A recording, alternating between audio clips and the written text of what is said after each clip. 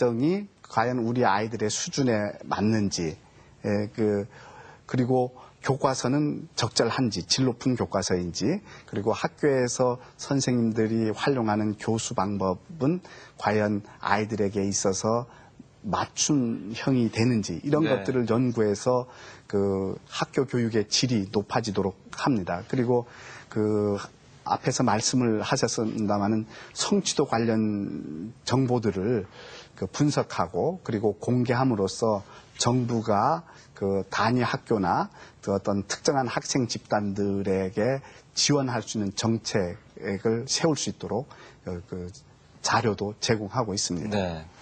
상당히 많은 역할을 하고 있는 아주 중요한 기관인 생각을 지울 수가 없는데요. 말씀하신 것 가운데 예컨대 교과서의 질 내지는 눈높이 학습 이 두 가지만 여쭤보면 평가를 어떻게 하실 수 있을까요? 지금의 모습이 만족하십니까? 교과서의 질? 네.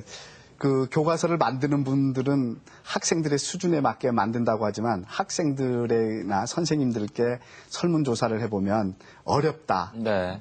그 학습량이 많다 이런 반응이 들어옵니다. 그래서 금년도에 국가교육과학기술자문회의를 중심으로 해서 교육과정 개정 작업을 하고 있는데 학생들이 수준에 맞는 그리고 학습량도 적정하게 줄여야 된다라는 그런 그 논의를 하고 있고 아마 이제 그 금년 말쯤에는 그러한 정책이 발표되리라고 생각을 하고요. 네. 그리고 방법에 있어서도 과거에 비해서 학생이 주도적으로 활동할 수 있는 여지를 많이 넓히고 있습니다만은 그러나 앞에서 문제풀이식 수업 뭐 이렇게 지적을 했듯이 때에 따라서는 문제풀이식 수업들도 있고 주입식 수업도 있는 듯합니다. 그래서 그 학생들이 자율적으로 학습할 수 있는 여지를 많이 넓히는 쪽으로 가야 되지 않는가라는 생각을 가지고 있습니다. 네.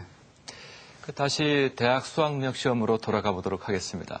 이제 이 시험이 처음 실시가 된 것이 1994년이죠. 네.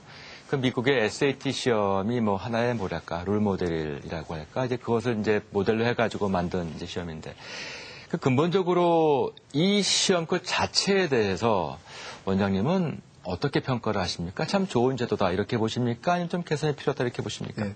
우리 왕 교수님께서도 과거에 학력고사 보셨죠? 그랬습니다. 네. 학력고사 봤습니다. 학력고사는 지금 수능과 비교하면은 무조건 외우면 높은 점수를 받는 시험이었습니다. 저는 뭐 외우고 오지 않았습니다. 예. 워낙 잘하셨으니까 그런데. 예. 그래서 그때의 그 학교 교육에 미치는 폐해가 예. 학교 현장을 암기식, 주입식 수업을 하게 한다. 예. 단편적 지식을 무조건 외우게 한다. 학생들의 사고력을 길러주지 못한다. 문제 해결력을 길러주지 못한다라는 것이 주된 평가였습니다. 네. 그런 비판을 받아들여서 학생들이 학교에서 가능한 한 그 공부를 하지만 그 공부한 결과에 기초해서 문제 해결력도 기르고 사고력도 기르게 하기 위해서는 그 대학 입학 학력고사를 바꿔야 된다라고 네. 해서 바꾼 것이 대학 수학능력 시험 아닙니까? 그렇죠. 그래서 대학 수학능력 시험이 실시되고 나서 사실 학교 현장이 굉장히 많이 바뀌었습니다. 네. 가능한 한 그 암기 위주보다는 좀 더 이해 위주 하도록 하는 쪽으로 바뀌었죠. 그러나 그 당시 그 언론의 평가는 굉장히 우호적이었는데 네. 한 1, 2년이 지나면서 그 대학 수학능력 시험이 대학 입학 학력고사와 달리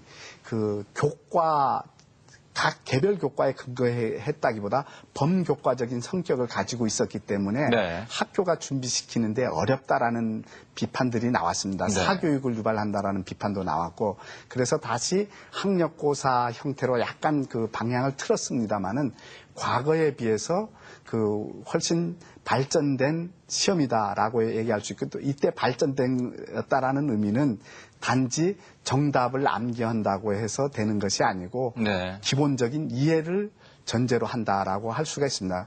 우리나라는 그 시험 제도가 어떠냐에 따라서 학교의 교육 모든 게 모습이 달라지죠. 다 달라지지 않습니까? 그런 점에서 보면 그 학교 교육을 과거에 비해서 훨씬 더 아이들의 이해를 돕는 쪽으로 바꾸는데 기여했다 이렇게 평가를 할 수 있습니다. 네. 그러나 뭐 다른 또 측면의 부정적인 평가도 있을 거라고 생각합니다. 그러면 내용적인 면에서 뭐 진일보했다, 뭐 이 부분은 많은 분들이 공감할 것 같습니다.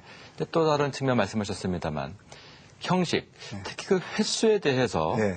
이거 좀 미국처럼 네. 1년에 좀 여러 번 보는 것은 어떨까 하는 얘기도 있는데 네. 이 부분은 어떠실까요? 예, 사실 대학 입학과 관련한 전형 자료를 만들어내는데 국가가 주도하는 경우는 그 유럽이라든지 우리 그 아시아권 국가들이고 미국은 그 SLT도 그 민간 회사가 하는 거 아닙니까? 네. 미국은 여러 번의 기회를 가집니다. 그러나 대부분의 국가는 한 그 1회 기회를 가지는데요. 그 상당히 그 시험 결과에 따라서 우리 인생이 달라지는 것이 수학 능력 시험이다 보니까 대학 수학 능력 시험을 고부담 시험이라고 하죠. 네. 그래서 이런 시험을 과연 한 번만 봐야 되느냐라는 비판이 있고 네. 그래서 복수의 기회를 가지도록 하자라는 것도 있습니다. 그리고 또 내용 측면에서 학습 부담이 많으니까 과목도 줄여야 된다라는 그렇죠. 비판도 있고요. 예. 그래서 정부에서는 그 복수의 기회를 가질 것인지 그리고 과목은 어떻게 할 것인지를 지금 그 연구하는 걸로 알고 있습니다. 이 부분은 우리 그 한국교육과정평가원이 결정할 영역이 아니고 정부가 결정할 영역인데요. 네. 그 과정에서 저희들은 그 어떤 과목을 구성하는 것이 좋은지 이런 부분들에 대해서 의견을 제시하고 그렇습니다. 제가 그 좀 전에 말씀드렸던 그 변별력 예. 내지는 뭐 난이도에 관한 문제일 수 있을 것 같은데 사실 미국의 그 SAT 시험이요. 언제 보든 사실 그 성적에는 큰 차이가 없는 시험 아니겠습니까? 예. 근데 어쩌면 우리나라에서 한 번밖에 볼 수 없다라고 하는 그 이유가 이 난이도 변별력에 자신이 없어서 그런 것은 아닌가라는 얘기도 있던데요. 예. 아닌가요? 만약 두 번을 봐야 된다면 그리고 두 번을 보고 그것 중에서 어떤 좋은 성적을 또 제출하도록 해야 된다면 그 말씀하신 대로 변별력, 난이도 이런 것이 다른 말로 표현하면 동등화라는 말로 연결이 되는데요. 예. 시험 수준이 같아야 되지 않겠습니까? 네. 예. 그런 점에서 그 시험 수준을 갖게 하기 위한 노력이 가능하냐를 따져봐야 되는데요. 94년도인가 그때 한 두 번을 쳤습니다. 네. 그런데 그때는 그 전반기에 친 것과 후반기에 친 것 사이에 시험 수준의 차이가 크게 나서 논란이 많았고 결국 네. 다시 한 번으로 돌아왔는데요. 시험 수준을 갖게 하기 위한 사회적 여건의 조성도 필요합니다. 무슨 뜻이죠? 그건 문제를 우리가 그 어떤 시험 수준을 갖게 하기 위한 그 동일한 문제를 넣고 시험을 보고 그것에 비추어서 시험 점수를 조정하는데 그런 것들에 대해서 충분히 우리 사회가 인정하는 쪽으로 가게 된다면 우리도 여러 번 보는 것들이 뭐 두 번만이 아니고 세 번도 볼 수 있고 네 번도 볼 수 있을 겁니다. 네.